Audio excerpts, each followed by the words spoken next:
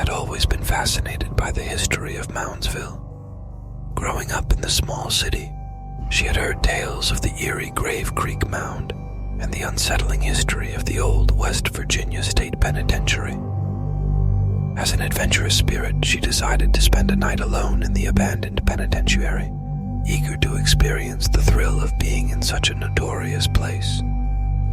As night fell and the moon cast an eerie glow over the imposing prison walls, Amelia entered through the rusted gates. The air was heavy with an unsettling silence, broken only by the distant howl of the wind. Armed with a flashlight and her courage, she ventured deeper into the prison's dark corridors. The cold, damp air seemed to seep into her bones as she explored the decaying cells and echoing halls. Every creak of the floorboards sent shivers down her spine, and shadows danced on the walls, playing tricks on her imagination. Despite her initial excitement, a growing sense of unease settled over her.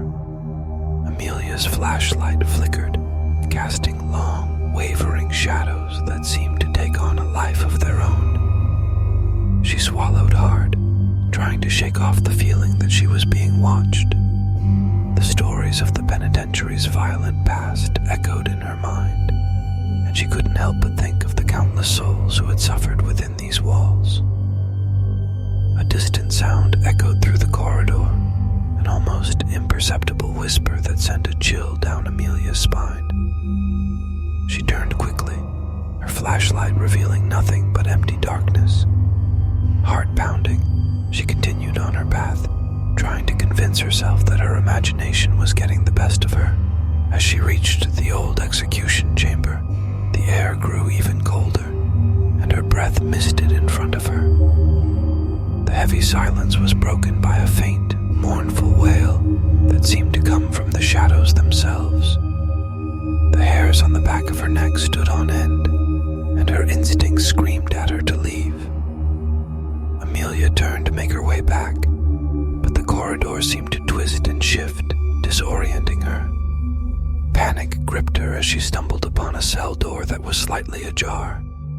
With trepidation, she peered inside, only to see a flicker of movement in the darkness, a pair of eyes gleaming back at her. Frozen in terror, Amelia watched as the eyes moved closer, revealing the haggard face of a ghostly figure. Its hollow gaze bore into her soul, and a voice, soft as a whisper, echoed in her mind. "Why have you come here?" Trembling, Amelia tried to speak, but her voice caught in her throat. The ghostly figure approached, its form shifting and undulating as if made of smoke. "You have awakened us from our slumber," it murmured. "The darkness within these walls hungers for company." Amelia's heart raced as she realized that she had stirred something ancient and malevolent. The figure reached out a translucent hand, and icy fingers brushed against her skin. She felt a rush of coldness spread through her veins, and the world around her seemed to blur. In a desperate bid for escape, Amelia turned and ran through the twisting corridors, her footsteps echoing in her ears. The darkness seemed to press in on her, and she could feel the ghostly presence pursuing her. Gasping for breath, she burst through the prison doors and stumbled out into the moonlit night. As she stood outside, her heart pounding and her body trembling, Amelia realized that she had narrowly escaped the clutches of the penitentiary's haunting past. She knew now that some places held a darkness that could never truly be forgotten. A darkness that hungered for the living, eager to ensnare any who dared to venture too close. From that night on, Amelia couldn't shake the feeling that she was being watched, even in the safety of her own home. The ghostly eyes haunted her dreams, a constant reminder of the horror she had encountered within the walls of the West Virginia State Penitentiary. And Moundsville, once a place of curiosity and fascination, became a town forever shrouded in a chilling, otherworldly presence.